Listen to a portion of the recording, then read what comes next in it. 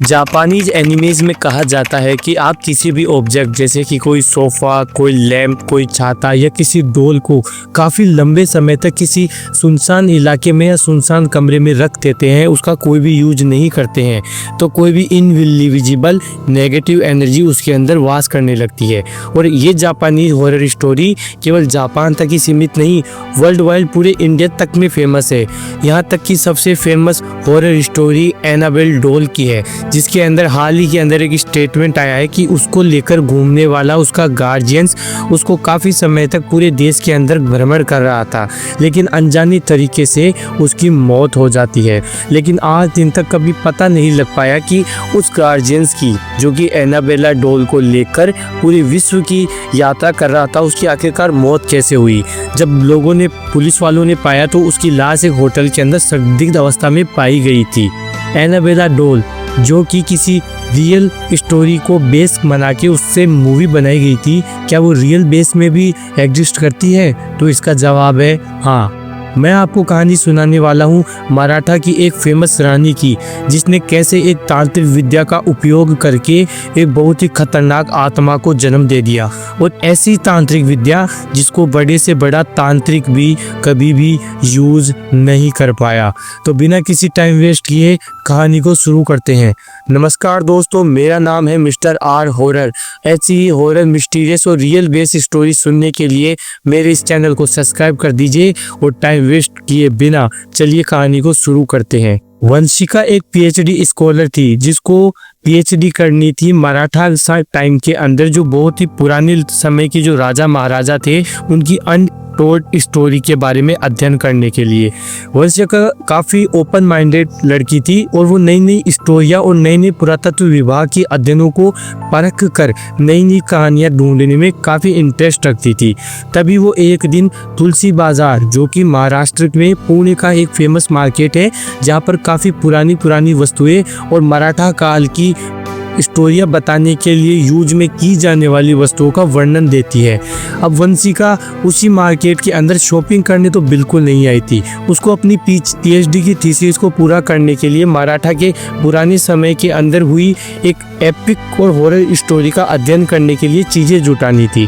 तुलसी बाजार, जो भी काफ़ी फेमस था मराठा टाइम के काल की पुरानी वस्तुओं के अध्ययन के लिए, लेकिन उसको ऐसा जिस लेवल का उसको अध्ययन के लिए सामग्री चाहिए थी, उसको वैसी सामग्री नहीं मिल रही थी। तभी वो देखती है कि एक पुरानी बालाजी का मंदिर है, उसके पीछे की तरफ एक बहुत ही पुरानी दुकान है। जैसे ही वंशिका उसके अंदर जाती है, वह देखती है वहाँ पर बिल्कुल काला अंधेरा छाया हुआ है, एक ठंडी हवा वहाँ पर पसर रही है। और वो जैसे ही अंदर जाके देखती है, उसको देखने को मिलता है कि एक बुजुर्ग आदमी डेस्क पर बैठा हुआ है, और उस दुकान के अंदर बहुत ही पुरानी चीज़ें जैसे टाइपराइटर, लैंप और भी अनोखी अनोखी वास और बर्तन दिखाई दिए। वो उसको देखकर वो बुजुर्ग आदमी की आंखें चमक उठी, क्योंकि काफ़ी दिनों बाद में उसकी दुकान पर कोई ग्राहक आया था। अब उसको काफ़ी एक्साइटेड थी कि मराठा टाइम के एपिक चीज़ों की अध्ययन करने के लिए।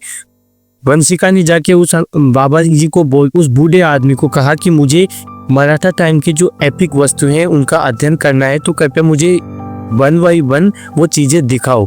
जैसे ही वो बुजुर्ग आदमी उनको चीज़ें दिखाते जा रहा था, वो पुरानी चीज़ों को छोड़ के कुछ नई नई चीज़ें दिखाते ही जा रहा था।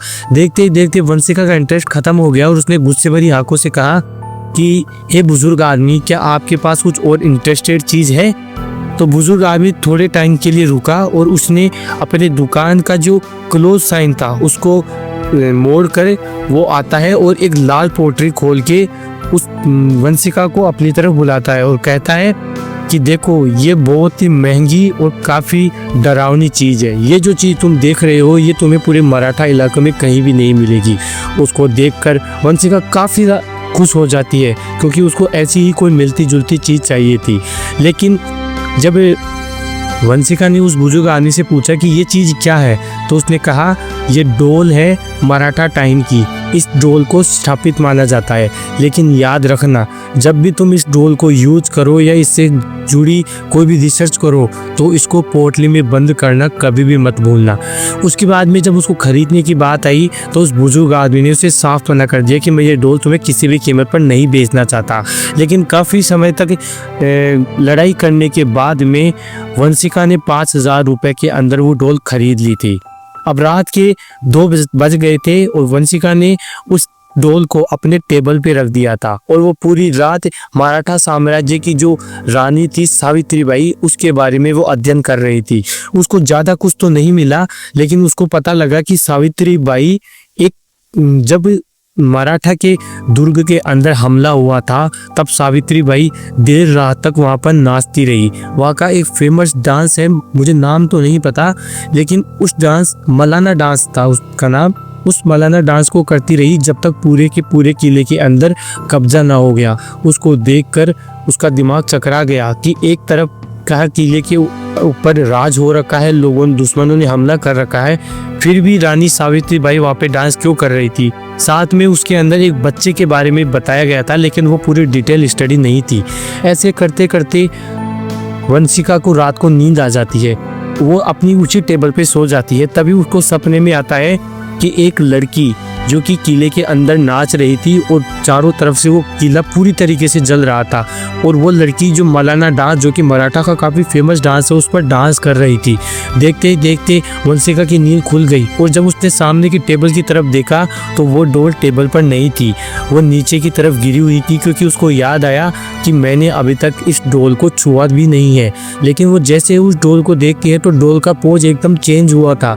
ऐसे लग रहा था कि डोल ने अभी वो डांस करने की कोशिश की। उसने बिना कोई टाइम वेस्ट किए उस डोल को वहीं पे रख दिया। अब ये सिलसिला 2 दिन 3 दिन 4 दिन तक चलता रहा। जैसे ही वंशिका को नींद आती, उसको बस ये डोल दिखाई देती कि एक लड़की है जो महल के अंदर नाच रही है। वो महल चारों तरफ से जंगल की आग में घिरा हुआ है। फिर भी उसने बिना कुछ सोचे हुए अपना जो असिस्टेंट था, जिसका नाम था राघव, वो उस राघव के पास गई और उसने उस डोल को ले जाकर उसका जब एक्सपेरिमेंट करवाया तो उसके पीछे की तरफ मराठी लैंग्वेज में कुछ लिखा हुआ था, जो कि मोदी भाषा को रिप्रेजेंट किया हुआ था। उसका मतलब ही उसे समझ में नहीं आया। देखते ही देखते वो जिस बल्ब की उजाले के अंदर वो साइंटिस्ट वर्क कर रहा था, अचानक से वो बल्ब जब भस्म होके फूट जाता है और उसका जो प्रोजेक्टर था वो अचानक से चालू होने लगता है और कुछ ब्लैक एंड वाइट टाइप का प्रेजेंट होने लगता है सामने की स्क्रीन पर, जिसके अंदर रानी सावित्रीबाई, जो कि उसके सपनों में आती थी, वो डांस करती हुई नजर आ रही थी। देखते ही देखते दोनों काफ़ी ज़्यादा डर गए थे। तब राघव, जो कि साइंटिस्ट था, उसने वंशिका को कहा कि इस डोल को अभी के अभी मारकर जलाना बहुत ज़रूरी है, वरना इसकी आत्मा एक बार अगर जागृत हो गई तो सब कुछ ख़त्म कर देगी। उसने कहा कि तुम अपने घर जाओ, मैं रात के अंदर इसको जलाकर भस्म कर दूंगा। लेकिन जो सोचा था जस्ट उसके उल्टा हुआ। वो जैसे ही सुबह आके देखती है तो राघव की संदिग्ध अवस्था में मौत हो गई थी और वो डोल उसी टेबल पर बैठी थी, लेकिन अब की बार भी उसका पोज काफ़ी चेंज था। वंशिका को कुछ भी समझ में नहीं आ रहा था कि आखिर ये हो क्या रहा है, लेकिन उसको एक चीज़ ज़रूर क्लियर हो गई थी कि ये आत्मा जो भयानक आत्मा है, मैंने इसको जागृत कर दिया है। जब वो रात को देर रात तक रिसर्च कर रही थी तो उसी के वंशज थे जो कि नायरा गांव में रहते थे, उसके भी बारे में उसको पता चला। उनको पता लगा कि उन्हीं का कोई एक वंशज है जो नायरा गांव में आज भी एग्जिस्ट करता है। उसने बिना किसी टाइम वेस्ट किए वो नायरा गांव में गई उस डोल को लेके। उसी गांव के अंदर 90 साल की रूपमती नाम की वृद्ध महिला रहती थी। जैसे ही वो रूपमती महिला के सामने वो डोल ले जाके रखती है, उसकी आंखें खुशी से चमक उठती है और उसने कहा कि मैं ही इस रानी सावित्रीबाई की वंशज हूँ। और आखिरकार उस दिन क्या हुआ था, क्या नहीं हुआ था, उसकी पूरी स्टोरी मैं तुम्हें शुरू से बताती हूँ। वो इंदुमती बताती है कि ये कहानी भी मुझे मेरी दादी ने बताई थी कि एक समय की बात थी, जो सावित्रीबाई फुल्ले थी, उनकी एक बेटी थी। वो दोनों ही काफ़ी खुश रहा करते थे, लेकिन अचानक से उनके राजा पर हमला हो जाता है और राजा की मौत हो जाती है।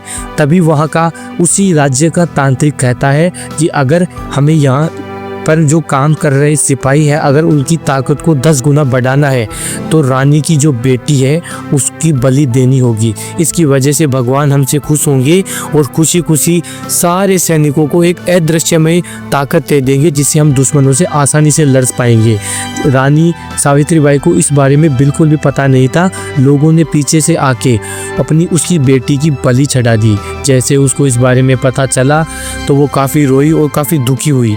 लेकिन जब अचानक से दुश्मनों का हमला मराठा के दुर्ग के अंदर हुआ, मराठा दुर्ग के अंदर, तभी रानी सावित्रीबाई अपनी बेटी जिसकी बलि चढ़ाई जा चुकी थी उसकी डोल लेके मलाना डांस करने लगी। और वो मलाना डांस तब तक करने लगी जब तक पूरा राज्य दुश्मनों की कैद में ना जाए। उसने एक ऐसी तांत्रिक विद्या अपनाई जिससे उसने अपनी बेटी की आत्मा उस डोल में डाल दी और लास्ट के अंदर खुद भी मरकर अपनी आत्मा को उसी के अंदर उसने डाल दिया। कहा जाता है कि जो भी इंसान इस गुड़िया को ढूंढता है, इस गुड़िया को रखता है, वो हमेशा हमेशा उसके साथ चली जाती है। लेकिन उसके भी दो पहलू हैं। अगर तुम इस डोल को काफ़ी परेशान करते हो, इसको दुख भरी और संगीन नज़रों से देखते हो, तो इसके अंदर रहने वाली आत्माएं तुम्हारा झट से सफाया कर देगी। लेकिन अगर तुम इसको प्यार भरी नज़रों से रखते हो, इसको प्यार करते हो, इसका दुलार करते हो, तो ये हमेशा हमेशा के लिए तुम्हारे साथ जुड़ जाती है। तभी रानी जो धूपमती थी, जो दादी थी जिसने वो स्टोरी सुना रही थी, वो कह रही थी कि जब तुमने इसको दुकान से खरीदा था, उसी दुकान में तुमने उसको काफ़ी प्यार से और काफ़ी प्रेम भावना रख के खरीदा था। इस वजह से ये आज भी तुम्हारे साथ है। लेकिन जैसे ही इस प्रोफेसर ने उसको नुकसान पहुंचाने की कोशिश की तो उस आत्मा ने उसको वहीं की वहीं नष्ट कर दिया था। तब वंशिका उस डोल को लेकर वापस अपने अपार्टमेंट आ जाती है। लेकिन उसके साथ वही फिर अचानक से अजीब सी घटनाएं होना शुरू हो जाती है। उसको रात को नींद नहीं आती और फिर से सपने के अंदर वही चीज़ें दिखाई देती है। उसके बाद में उसको पता चला कि इस चीज़ का सॉल्यूशन केवल एक ही जगह से हो सकता है कि जिस जगह पर रानी सावित्रीबाई की बेटी की बलि दी गई थी, उसी जगह मैं अगर इस डोल की बलि दे देती हूँ या इसको जलाकर भस्म कर देती हूँ तो इस आत्मा का हमेशा हमेशा के लिए सफाया हो जाएगा। तभी जिस जगह पर लोगों की जाने की हिम्मत नहीं होती, उसी दिन रात के 12 बजे वंशिका एक लैंप लेके उस मराठा दुर्ग के अंदर चली जाती है, जो कि पूरी तरीके से तहस नहस हो चुका था, जिसके अंदर रानी सावित्रीबाई और एक लड़की की फोटो साफ दिखाई दी थी। लेकिन वो जैसे जैसे आगे जा रही थी, एक गुफा के अंदर वो चली जाती है, जिस गुफा के अंदर परिंदा भी पर नहीं मार सकता। उस गुफा के अंदर वो बेखौफ बेधड़क उस गुफा के अंदर चली जाती है। जैसे गुफा के अंदर जाती है, एक छोटा सा कमरा होता है जिसपे ताला लगा हुआ था। वंशिका ने झट से उस ताले को तोड़ा और अंदर चली गई। जैसे वो अंदर गई, उसने देखा कि जिस डोल को वो साथ लेकर आई थी, वो डोल उसके सामने बैठे वहां पर हंस रही थी। जैसे ही उसने उस डोल को हानि पहुंचाने की कोशिश की, देखते ही देखते वंशिका एकदम निर्बल होती जा रही थी और देखते ही देखते उसकी आंखें बंद होती जा रही थी। लेकिन अचानक से उस डोल से एक आत्मा निकलती है और वंशिका के शरीर में प्रवेश कर जाती है और फिर से उससे वही मलाना डांस उसके साथ होने लगता है। काफ़ी वक्त बीत जाता है और रानी वंशिका है वो काफ़ी देर तक मलाना डांस कर रही थी, क्योंकि वो डांस वो खुद नहीं कर रही थी, कोई उसे करवा रहा था। वो बार बार रानी सावित्रीबाई से कह रही थी कि मुझसे वो डांस नहीं होता, मुझसे वो डांस मत करवाओ। देखते ही देखते वो दादी जिसने उस कहानी के बारे में बताया था, जिसका नाम था रूपमती आती है और कहती है कि हे रानी रुक जाओ, अब तुम्हारा समय समाप्त हो गया है। मैं तुम्हारे वंशज की हूँ, इस वजह से मैं तुम्हें यह आदेश देती हूँ कि ये डांस तुम अभी के अभी रोक दो, वरना बहुत ही ज़्यादा अनर्थ हो जाएगा। इसकी बात को सुनते हुए वो काफ़ी प्रेम सद्भावना से रानी सावित्रीबाई रुक जाती है और जैसे ही रानी रूपमती रानी सावित्रीबाई को समझा रही होती है, पीछे से जाके रानी वंशिका उस डोल को वहीं जला के भस्म कर देती है। देखते ही देखते रानी सावित्रीबाई बहुत जोर से चिल्लाती है और उसकी आत्मा चारों किले की तरफ घूम के आकाश के अंदर अदृश्य हो जाती है। कुछ देर बाद में वंशिका अपना होश वही खो बैठती है और देखते ही देखते बेहोश हो जाती है। जब वो सुबह उठ के देखती है तो वो खुद को हॉस्पिटल में पाती है। लेकिन कुछ देर बाद में उसको पता चलता है कि जिस दादी ने जो 90 साल की रूपमती थी, उसकी भी वहीं पे मौत हो जाती है, क्योंकि उसका भी एक आखिरी फैसला बचा हुआ था। उसका एक आखिरी परिणाम था कि वो कैसे भी रानी सावित्रीबाई की इस आत्मा को हमेशा हमेशा के लिए मुक्त कर दे। मुक्त करते हुए उसने भी अपने प्राण वहीं के वहीं त्याग दिए थे। उम्मीद करता हूँ कि यह कहानी आपको बहुत अच्छी लगी होगी। ये कहानी काफ़ी रिसर्च बेस है, इसकी रियल स्टोरी से कोई भी लेना देना नहीं है। कहानी अगर अच्छी लगी हो तो वीडियो को लाइक करिए, चैनल को सब्सक्राइब करिए। तब तक के लिए जय हिंद, जय भारत।